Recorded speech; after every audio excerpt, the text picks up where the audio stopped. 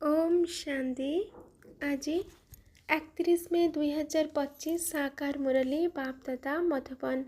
बाबा कहते मीठे बच्चे बंची थिबा पर्यंत पढ़ाकू हेबो एवं पढ़ेबाकू हेबो कारण खुशी एवं पदर आधार हेउची पाठ पढ़ा। आजिर प्रश्न सेबारे सफलता पाइबा पाई मुख्यतः केउं गुण आवश्यक? उत्तर सहनशीलतार। प्रत्येक कथारे सहनशील होई परस्पर मध्यरे संगठित होई सेवा कर। भाषण द्वारा सेवा करिबार व्यवस्था कर। मनुष्य मानंकु निदरो उठाइबा पाई अनेक प्रकार उपाय बाहरिबो। जो माने भाग्यवान संतान से माने पाठ पढ़ा मध्य बहुत आग्रहर सहित करिवे। आजिर गीत हमें उन राह पर चलना है। ओम शांति। धारणा पाई मुख्य सार 1 नंबर समय बाहर करी एकांतरे बसी निजे निज सहित कथा होई निज भितरे उमंग उत्साह जागृत करबाकू हेबो। निज समान करिबार सेवा सहित साक्षी होई प्रत्येकंकर पाठ को देखिबार अभ्यास करबाकू हेबो। 2 नंबर बाबा को मने पकाई निजको निजे सुधारिबाकू हेबो। निजर मन को पचारिबाकू हेबो जे मु ईश्वरीय संदेश वाहक होइछि, मु केते जनंकु निज सम्मान करिछि।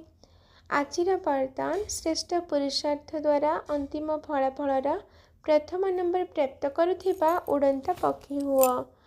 विस्तार अंतिम फलाफल प्रथम नंबर स्थान ग्रहण करिबा पाई 1 नंबर आंतरिक अविनाशी वैराग्य द्वारा बीती जाइथिबा कथा को संस्कार रूपी बीज को जलाई दिया।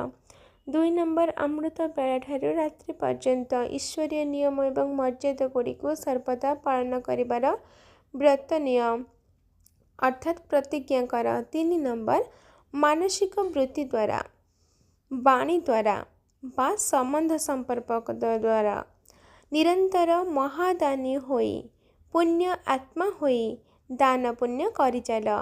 जेतेबेले एही भली श्रेष्ठ हाई जंप देवा भली पुरुषार्थ करिब तेबे जाई उड़ंता पक्षी होई अंतिम फलाफल प्रथम नंबर स्थान प्राप्त करि परिब। आजिर स्लोगान मनर वृत्ति द्वारा वायुमंडल को शक्तिशाली करबा ही अंतिम पुरुषार्थ बा अंतिम सेवा अटे। अव्यक्त इशारा आत्मिक राजकीयता सहित पवित्रतार व्यक्तित्व को धारण कर। विस्तार विशेष आत्मा मानंकु बा महान आत्मा मानंकु देश एवं विश्वर व्यक्तित्व बा बरपुत्र कहा जाए।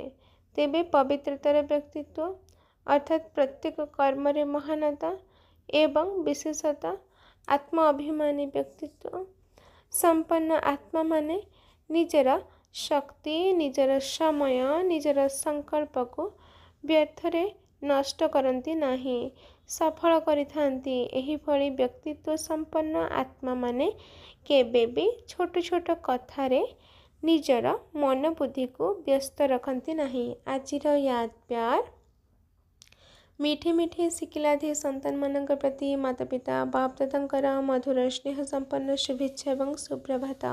आत्मिक पितांकर आत्मिक संतान मानक नमस्ते। आत्मिक संतान मानकर आत्मिक माता पिता बाप दादांको याद प्यार नमस्ते नमस्ते नमस्ते। शुक्रिया बाबा शुक्रिया। अच्छा ओम शांति।